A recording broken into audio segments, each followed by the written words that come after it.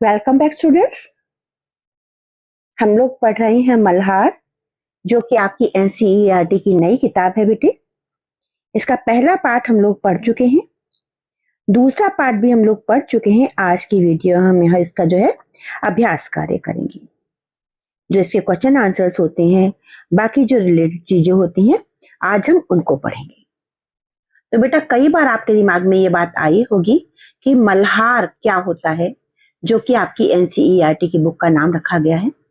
तो इसके लिए बेटा मैं आपको बता दूं कि मल्हार जो होता है वो भारतीय शास्त्रीय संगीत का एक राग होता है। राग रागनी आपने जरूर सुना होगा, जो है राग कलावती, राग भैरवी, ऐसे रागों के नाम आपने सुने होंगे। तो मल्हार राग होता है जो कि खास तौर पर बारिश के मौसम में गाया जाता है बेटे। तो वर्षा ऋतु में प्रकृति नूतन रूप धारण करती है, यानी कि प्रकृति जो है वो बिल्कुल नई नई हो जाती है, नए पत्ते आ जाते हैं पेड़ों पर, बिल्कुल कुदरत नई नई हो जाती है, धुली धुली। इस मौसम का संबंध जो होता है वो सृजन से होता है, यानी कि क्रिएटिवनेस से होता है, सुंदरता से होता है, नएपन से होता है, और साथ में कहीं ना कहीं ये मौसम जो होता है ये कृषि से यानी कि खेती से भी जुड़ा हुआ होता है। तो जो ये आपकी पुस्तक है मल्हार, इसके बारे में भी, इससे भी हम यही उम्मीद कर रहे हैं कि इसकी जो एक तरह से जो पूरी की पूरी जो गतिविधियां हैं, जो इसके पाठ हैं, ये सब मिल करके कहीं ना कहीं आपके अंदर एक क्रिएटिविटी डेवलप करेगा, यानी कि सृजन को एक तरह से विकसित करेगा, सौंदर्य को समझने की आपके अंदर समझ विकसित करेगा, यानी कि कहीं ना कहीं एक तरह से ब्यूटी को समझने की अंदर समझ आएगी। साथ में नएपन पर भी ये बल देती है कि वक्त के साथ हमें नई चीजों को समझ लेना चाहिए। तो आपको समझ में आ गया होगा कि मल्हार क्या होता है। मल्हार एक राग होता है भारतीय शास्त्रीय संगीत का, जिसे बरसात के मौसम में गाया जाता है बेटे। तो पाठ हमने दूसरा ये गोल पढ़ लिया था पिछले वीडियो में। आज के वीडियो में हम लोग इसके अभ्यास कार्य को करेंगे बेटा। लेखक का परिचय भी हमने कर लिया था। तो पहला प्रश्न है आपका, इसमें कहा गया है कि नीचे दिए गए प्रश्नों का सटीक उत्तर कौन सा है, उसके सामने तारा बनाइए। तो डायलॉग है सबसे पहले प्रश्न में कि दोस्त, खेल में इतना गुस्सा अच्छा नहीं, मैंने तो अपना बदला ले ही लिया है। अगर तुम मुझे हॉकी नहीं मारते तो शायद मैं तुम्हें 2 ही गोल से हराता। मेजर ध्यानचंद की इस बात से उनके बारे में क्या पता चलता है? ऑप्शन देखिए दिए हुए हैं आपको। वे अत्यधिक क्रोधी थे, ऐसा तो कहीं नहीं लगा देखने में। वे अच्छे ढंग से बदला लेते थे, बदला लेने वाली बात भी नहीं आती है। उन्हें हॉकी से मारने पर वे अधिक गोल करते थे, ये भी गलत बात है। वे जानते थे कि खेल को सही भावना से खेलना चाहिए। ध्यानचंद को पता था कि हमें खेल को सही ढंग से खेलना चाहिए। तो यहाँ पर आपका स्टार बन जाएगा। अगला प्रश्न है, लोगों ने मेजर को हॉकी का जादूगर कहना क्यों शुरू किया? इसमें भी आपको 4 ऑप्शन दिए गए हैं।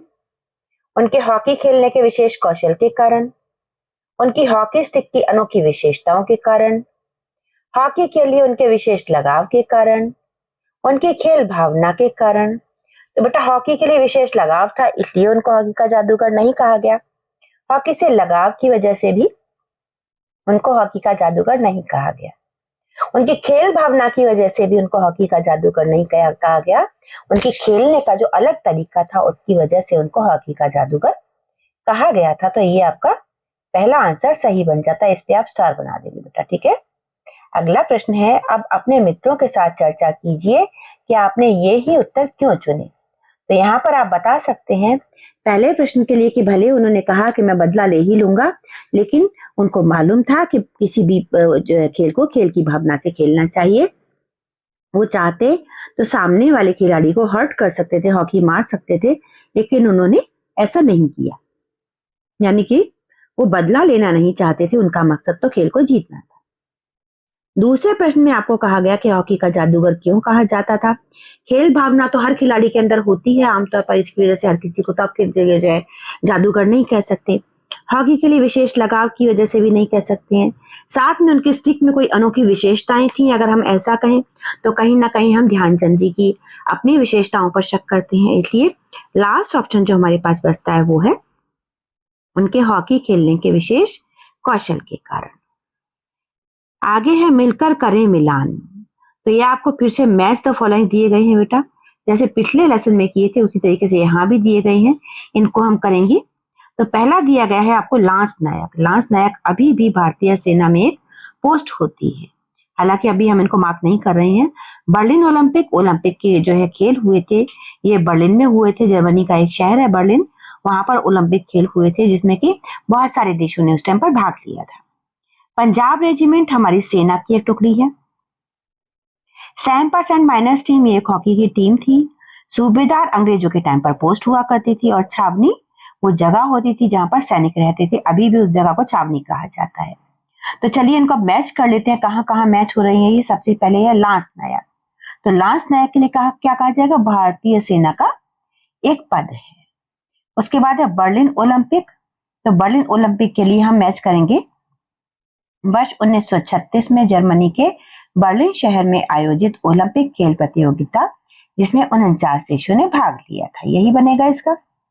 इसके बाद पंजाब रेजिमेंट, ये अंग्रेज, इसमें आपका बनेगा भारतीय सेना का एक पद है। नहीं, ये नहीं बनेगा। इसमें आपका बनेगा कौन सा बनेगा? सैनिकों के भारतीय सेना का एक पद नहीं है। पंजाब रेजिमेंट तो अभी भी एक तरह से सेना है हमारी। और कौन सा बनेगा इसमें? देखिए, इसमें बनेगा स्वतंत्रता से पहले अंग्रेजों की भारतीय सेना का एक दल। अगला है 7% माइनस टीम। तो ये अंग्रेजों के टाइम पर एक हॉकी की टीम हुआ करती थी जिससे इनका कंपटीशन हुआ था। सूबेदार, जैसा कि मैंने आपको पहले बताया था, अंग्रेजों के टाइम पर एक पोस्ट हुआ करती थी, और छावनी सैनिकों के रहने का क्षेत्र हुआ करता था। ये सारे के सारे मिल गए बेटा। इसके बाद हम अगला क्वेश्चन करेंगे। इसमें है पंक्तियों पर चर्चा। तो पाठ में से चुनकर कुछ पंक्तियां दी गई हैं, इन्हें ध्यान से पढ़िए और इन पर विचार कीजिए। आपको इनका क्या अर्थ समझ में आया, अपने विचार कक्षा में अपने समूह में साझा कीजिए और अपनी लेखन पुस्तिका में लिखिए। तो पहला आपको दिया गया है कि बुरा काम करने वाला आदमी हर समय इस बात से डरता रहता है कि उसके साथ भी बुराई की जाएगी। जो व्यक्ति कुछ बुरा करता है, जो व्यक्ति जिसके अंदर कुछ बुरी आदत होती है, उसको लगता है सारी दुनिया मेरे जैसी है, और जैसे मैंने किसी के साथ बुरा किया है ऐसे ही अब मेरे साथ भी बुरा किया जाएगा, इसलिए वो डरता रहता है। जैसे कि दिए गए पाठ में खिलाड़ी ने ध्यानचंद जी को हॉकी मार दी, उसके बाद वो खुद के लिए डरता रहा कि अब ध्यानचंद मुझे हॉकी मारेंगे, जबकि ध्यानचंद ने ऐसा नहीं करना था। जिस वक्त वो खिलाड़ी अपने आप को ध्यानचंद जी की हॉकी से बचाने की फिराक में लगा हुआ था पूरी तरह से, उसकी पूरी कोशिश थी कि भाई मुझे कहीं ध्यानचंद जी हॉकी से न पीट दें। उस दौरान ध्यानचंद जी क्या कर रहे थे? वो गोल पर गोल लगातार गोल कर रहे थे, और वो खिलाड़ी जो था वो अपने आप को बचाने की कोशिश में लगा हुआ था कि कहीं मेरे ऊपर ये हॉकी से वार ना कर दें। तो उसकी इस कमजोरी का, उसके फोकस्ड ना रहने का, उसके अटेंशन डाइवर्ट होने का फायदा ध्यानचंद जी को मिला। इस वजह से उन्होंने ज्यादा गोल पर पाए। जैसा कि उन्होंने खुद कहा कि अगर तुमने मुझे हॉकी ना मारी होती तो शायद मैं 2 ही गोल कर पाता, क्योंकि तुमने हॉकी मारी, तुम्हारा ध्यान बट गया, इसलिए मैं 6 गोल कर पाया। आगे है, मेरी तो हमेशा ये कोशिश रहती कि मैं गेंद को गोल के पास ले जाकर अपने किसी साथी खिलाड़ी को दे दूं, ताकि उसे गोल करने का श्रेय मिल जाए। यानी कि मेरी कोशिश ये होती थी कि मैं अपनी टीम के किसी खिलाड़ी को ले जाकर गेंद दे दूं, ताकि उसे भी गोल करने का क्रेडिट मिल जाए।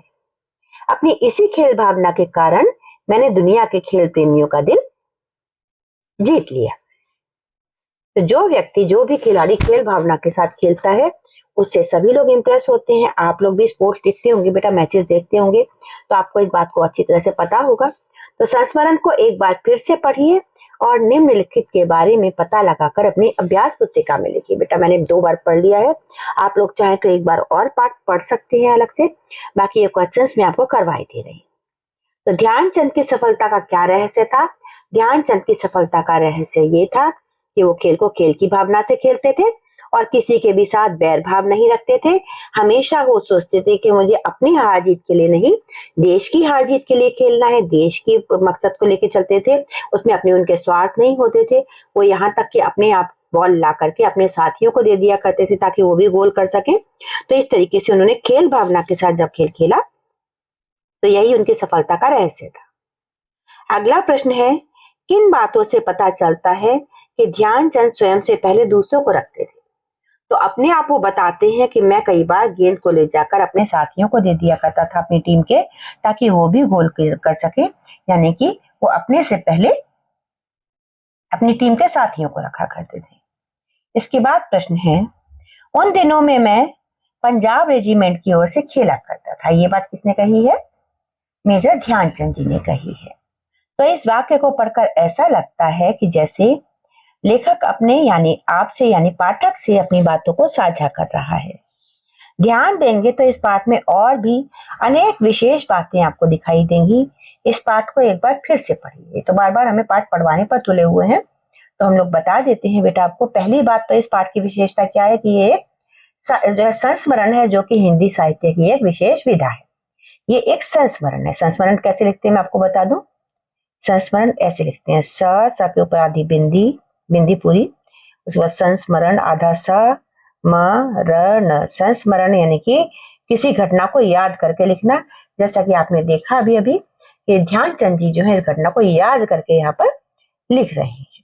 इसकी और विशेषताएं क्या क्या है इनके बारे में अगर हम जानना चाहें तो सबसे पहली बात, हमारा जो ये संस्मरण है इसकी भाषा कैसी है?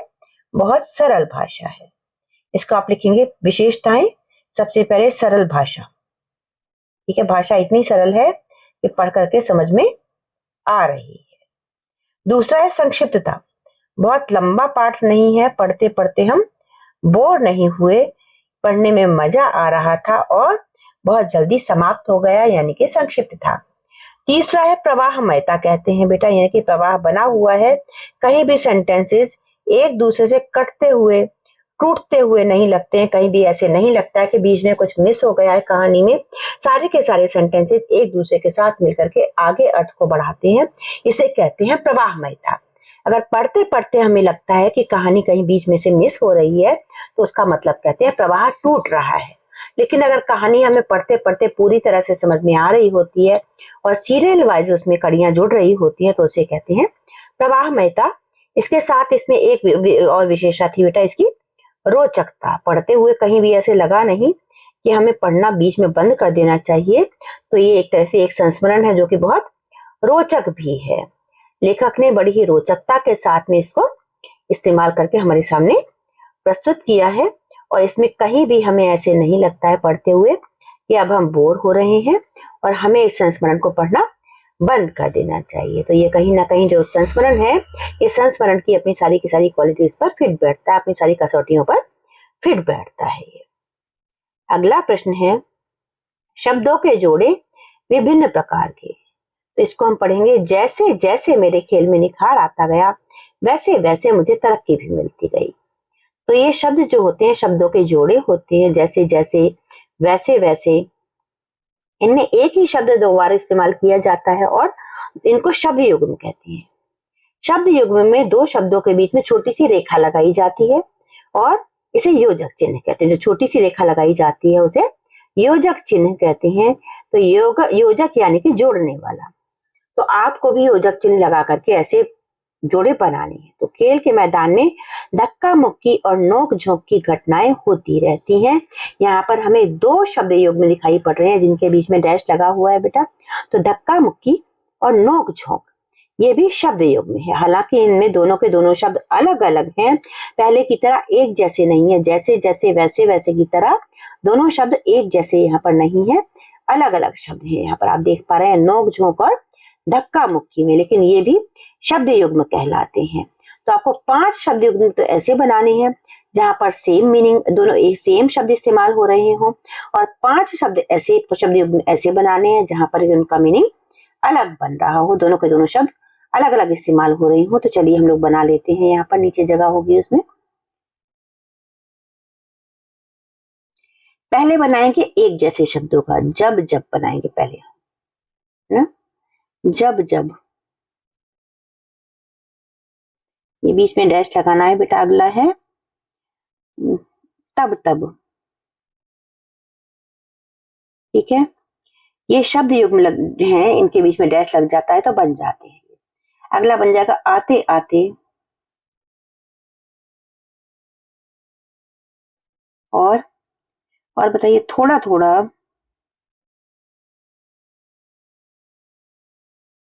एक और बताइए बेटा, 5 बनाने हैं आपको, तो 5 में एक और बताइए मुझे। ये 4 तो मैंने बना दिए, जब जब, तब तब, आते आते, थोड़ा थोड़ा तो मैंने बना दिए। इनके अलावा और आप बताइए बेटा। चलिए एक मैं और ले देती हूँ, हल्का हल्का, ये भी लिख देते हैं हम लोग, ये भी शब्द योग में बनेगा, हल्का हल्का। ठीक है, हल्का हल्का। तो ये हो गए सेम शब्द से शब्द योग में, जिसमें कि दोनों के दोनों शब्द एक ही है, यानी कि पहला पद जो है वो भी वही है और दूसरा जो पद इस्तेमाल किया गया है वो भी यही है। जैसे जब जब, दोनों जगह जब ही है, तब तब, दोनों जगह तब ही है, और थोड़ा थोड़ा, दोनों जगह थोड़ा ही है बेटा। इसे कहते हैं शब्द योग में। इसके अलावा और भी होती हैं जो कि उनमें अलग हो सकते हैं, जैसे राजा रानी, है ना, ऊंच नीच,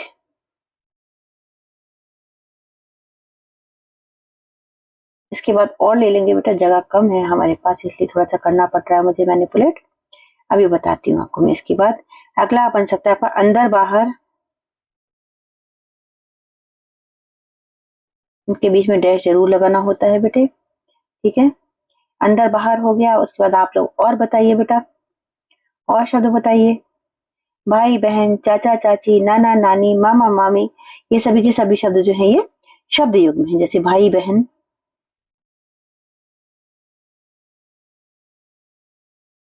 पति पत्नी, है ना, माँ बाप, ये सब के सब शब्द युग में कहलाते हैं, जहाँ के दो शब्द एक साथ आते हैं और कई बार किसी एक ही मीनिंग के लिए दोनों के दोनों शब्द इस्तेमाल हो रहे होते हैं। जैसे जैसे जैसे कहा, यानी कि जैसे ही कोई काम हुआ वैसे ही ऐसा हो गया, मतलब तुरंत ऐसा हो गया, ऐसा कहा जाता है। आपने अक्सर अपने आसपास सुना होगा बेटा। आगे प्रश्न है, आगे प्रश्न देख लेते हैं बेटा इसके, जहां तक हमने किया उससे आगे। तो यहाँ पर खेल के मैदान में धक्का मुक्की, ये हमने कर लिया था। आगे है हार या जीत मेरी नहीं बल्कि पूरे देश की है। हार या जीत, ये भी शब्द युग में है, बल्कि पूरे देश की है। आज मैं जहां भी जाता हूँ बच्चे व बूढ़े मुझे घेर लेते हैं। तो इनके बीच में ये हाइफन की जगह या व ऐसे शब्द लग जाते हैं, ये भी शब्द युग में कहलाते हैं। अब आगे है इन वाक्यों में जिन शब्दों के नीचे रेखा खींची है, देखिए इनमें जिनके नीचे रेखा खींची है, धक्का मुक्की, नोक छोंक, जैसे जैसे, वैसे वैसे, हार या जीत, बच्चे व बूढ़े, इनके बारे में प्रश्न है। इन्हें ध्यान से पढ़िए।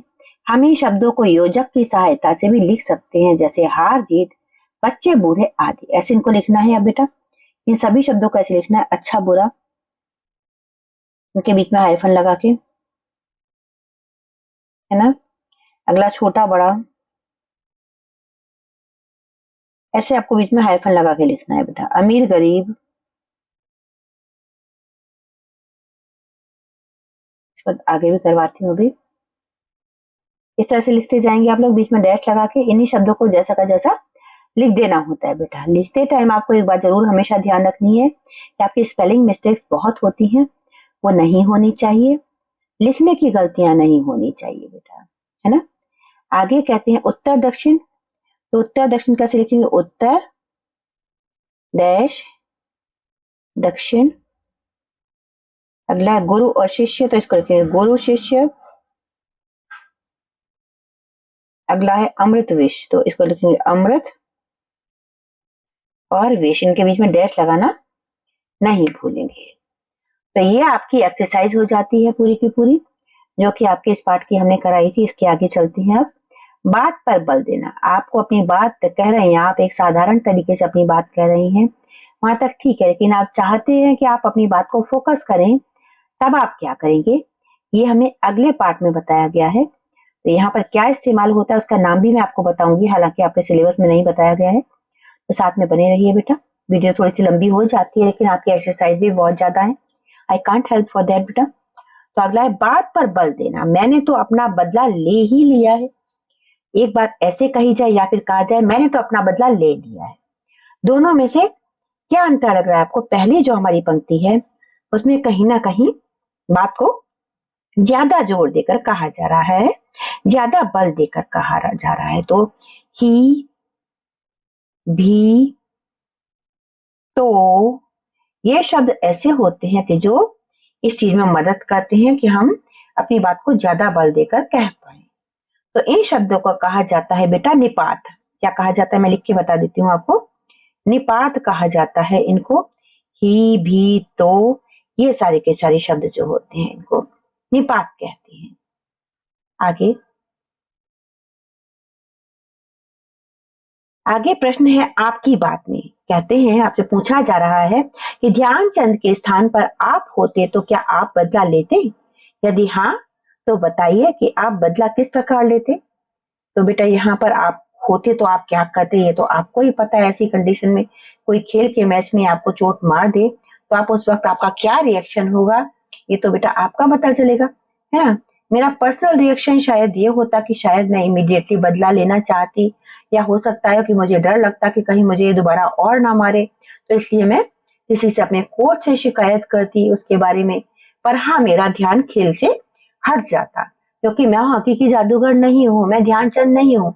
मेरा ध्यान अपने खेल से हट जाता अगर मुझे कोई ऐसे हर्ट कर देता। और अपोजिट टीम के जो खिलाड़ी होते हैं वो कई बार जानबूझ करके खेल भावना को तोड़ते हुए इसीलिए हर्ट करते भी हैं ताकि खिलाड़ियों का ध्यान भंग हो जाए, उनका अटेंशन डाइवर्ट हो जाए।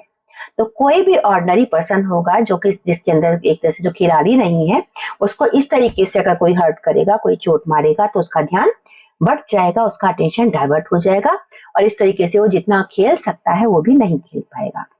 तो मेरे हिसाब से तो मैं शायद इस बात से घबरा जाती कि किसी ने मेरे ऊपर वार किया है और मैं जाके अपने कोच से शिकायत करती और कहीं ना कहीं मेरा ध्यान बढ़ जाता और मैं उस खेल में उतनी अच्छी तरह से नहीं खेल पाती जितनी अच्छे से अपने चोट लगने के बावजूद ध्यानचंद जी ने इस खेल को खेला। और साथ में उस खिलाड़ी के साथ भी कोई बैर भाव नहीं रखा, उसे भी वो समझाते ही है बाद में कि इतना गुस्सा अच्छी बात नहीं है।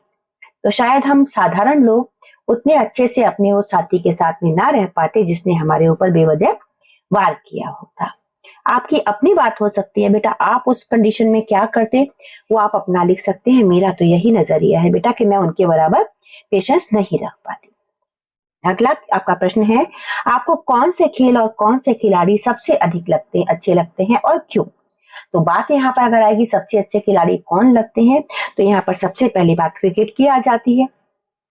आपको कौन कौन से खिलाड़ी अच्छे लगते हैं, कौन से खेल अच्छे लगते हैं, ये आपकी पर्सनल चॉइस हो सकती है बेटे। इसमें आप लिखेंगे कि मुझे ये खेल अच्छे लगते हैं और ये खिलाड़ी अच्छे लगते हैं।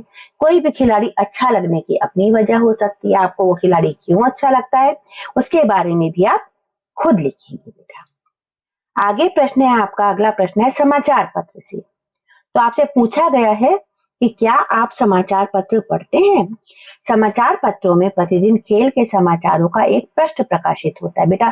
जो न्यूज़पेपर होता है, अखबार जिसे कहते हैं, उसी को समाचार पत्र कहते हैं। उसमें खेलों का एक पेपर होता है, बीच में एक पेज होता है। तो अपने घर या पुस्तकालय से पिछले सप्ताह के समाचार पत्रों को देखिए। आपको इसमें क्या होगा कि समाचार पत्र देखने होंगे और अपनी पसंद का एक खेल समाचार अपनी लेखन पुस्तिका में लिखिए। तो आपको खेल समाचार पढ़ने हैं और फिर उनको एक सुलेख की तरह से, जैसे आप राइटिंग्स करते हैं उस तरीके से आपको अपनी लेखन पुस्तिका में यानी कि आपकी नोटबुक में आपने उसको उस खेल समाचार को लिखना है जो कि आपकी पसंद का हो। या आप अपने आप किसी भी न्यूज़पेपर से जो आपके यहाँ रिसेंट आ रहा होगा आप अपने आसपास से देखिए और उसमें से आप ये लिख सकते हैं बेटा। अगला प्रश्न है, मान लीजिए कि आप एक खेल संवाददाता हैं और किसी खेल का आंखों देखा प्रसारण कर रहे हैं, यानी कि आप कमेंट्री कर रहे हैं। तो अपने समूह के साथ मिलकर कक्षा में उस खेल का आंखों देखा हाल प्रस्तुत कीजिए। इसमें क्या है कि आप आकाशवाणी या दूरदर्शन पर जो टीवी पर, रेडियो पर जो खेल प्रसारण होती है उनकी जो कमेंट्री हुआ करती है, मैच आता है, उसमें साथ साथ जो लोग बता रहे होते हैं उनको आप ध्यान से सुनिए और बारी बारी से एक एक ग्रुप करके आप लोग डेस्क पर या कुर्सियों पर बैठ करके 5-5 मिनट के लिए किसी खेल का लाइव प्रसारण की कमेंट्री का आप लोग एक्टिंग कर सकते हैं बेटा। ये आपकी ग्रुप एक्टिविटी होगी और इसको आप क्लास में ही करेंगे अपनी क्लास के बच्चों के साथ में, आपकी टीचर्स इसको करवाएंगी। इसके बाद आपको एक चीज दी गई है, डायरी। तो कुछ लोग प्रतिदिन थोड़ी थोड़ी बातें किसी स्थान पर लिख लेते हैं जो वे सोचते हैं या जो उनके साथ उस दिन हुआ था या जो उन्होंने देखा, उसे वो ईमानदारी से लिखते हैं या फिर टाइप कर लेते हैं। इसे डायरी लिखना कहते हैं। तो क्या आप भी अपने मन की बातों और विचारों को लिखना चाहते हैं? अगर हाँ, तो आज से ही शुरुआत कीजिए। आप जहां लिखेंगे वो माध्यम चुन लीजिए, यानी कि आप किसी नोटबुक में लिख सकते हैं, डायरी में लिख सकते हैं, साथ में ऑनलाइन आपके पास फेसबुक होता है, ऑरकुट होता है, ऑरकुट पहले होता था बेटे, फेसबुक हो सकता है, ट्विटर हो सकता है, साथ में आपका इंस्टा पर भी एक ट्रैश के नाम से एक अलग से होता है जहां पर आप लिख सकते हैं। तो ऐसे किसी भी प्लेटफॉर्म पर आप लिख सकते हैं। चाहे तो आप सोशल मीडिया में लिख सकते हैं या फिर आप अपनी बुक में लिख सकते हैं। साथ में आपको एक तरह से पैरेलल एक्टिविटी दी गई है। इसमें आपको एक बात ये भी बताई गई है कि शब्दों या वाक्यों की कोई सीमा नहीं है। आपको ये नहीं कहा गया कि आपको 10 पेज डेली लिखनी है या 1 पेज डेली लिखना है। चाहे 2 वाक्य लिखिए या 2 पेज लिखिए, आपको जो मन में आए और जो सही लगे उसे सही शब्दों में, शालीन शब्दों में आप लिख सकते हैं और बाद में आप अपनी टीचर्स को इसको दिखा सकते हैं, वो आपको गाइड कर देंगे। अगर मान लीजिए आपके पास कोई ऐसा नहीं है कि जो आपको गाइड नहीं कर सकता है कोई, तो आप इन्हें मेरे साथ साझा कर सकते हैं और मैं उसमें आपको क्या क्या इंप्रूवमेंट कर सकते हैं, उसको और बेहतर कैसे बना सकते हैं, वो मैं भी आपको बता सकती हूँ बेटे। आगे है एक पहेली है, आज की पहेली है आपके लिए। यहाँ पर एक रोचक पहेली दी गई है। इसमें 3 खिलाड़ी दिखाई देंगे हमें और हमको पता लगाना है कि कौन से खिलाड़ी ने यहाँ पर गोल करना है। इनमें से 3 खिलाड़ियों में से कौन सा खिलाड़ी गोल कर सकता है।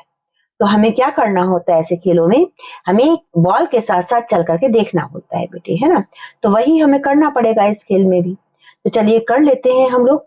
पहले हम एक खिलाड़ी के साथ चलेंगे, पहले खिलाड़ी के साथ चलेंगे बॉल के साथ। तो देखिए यहाँ से अगर जाते हैं तो ये हमारी, ये कहाँ जा रही है कुछ पता ही नहीं चल रहा है। ये गोल गोल जाकर के हम यहाँ घूम गए, नहीं खेल पाएंगे, यानी कि इसको हम हटा देते हैं। नहीं पहुंच पाएगी, इसकी गेंद जो है उसकी गोल नहीं कर पाएगी। अगला बच्चा, इसकी गेंद को देखते हैं, इसको हम देखते हैं तो ये कहाँ जा रहा है, ये गोल हो गया यहाँ से, ये रास्ता नहीं चलेगा इसको। दूसरे रास्ते से देखते हैं, यहाँ से रास्ते से अगर ये जाता है तो ये भी उसी रास्ते पे जाके उलझ जाता है, ये भी गोल नहीं कर पा रहा है, तो इसको भी छोड़ देते हैं, इसका गोल नहीं हो पा रहा है। अब हम तीसरे बच्चे का देखते हैं कि तीसरा बच्चा गोल कर सकता है या नहीं कर सकता है। तो इसको हम यहीं से लेकर के चलेंगे, चल रहे हैं, चलते चलते देखिए आप, हम यहाँ पहुंच गए, ये यहाँ पेनल्टी कॉर्नर पर पहुंच गए। तो यहाँ पर आपका ये गोल हो गया। तो ये बच्ची जो है, जिसकी ऑरेंज टी शर्ट है, ब्लू स्कर्ट है, ये बच्ची गोल कर सकती है आपकी इसमें खेल में। ठीक है, तो ये आपकी पहेली हो गई। इसके बाद है आपको एक गेम बताया गया है बेटा, डांडी या गोथा। तो ये भील बिलाला बच्चों का खेल होता है। इसके बारे में मैं आपको अलग वीडियो में बताती हूँ बेटे, क्योंकि एक ही वीडियो में बनाएंगे तो सारी की सारी चीजें गड़बड़ हो जाती हैं। तो यहाँ तक आप इस वीडियो को देखिए। आपका जो डांडी गोथा खेल है, इसके बारे में मैं अलग वीडियो में आपको बताती हूँ। तो चैनल के साथ बने रहिए बेटा। चैनल अभी तक सब्सक्राइब नहीं किया है तो कर लीजिए। आपको ढेर सारी शुभकामनाएं। Have a great day ahead. जय हिंद, जय भारत।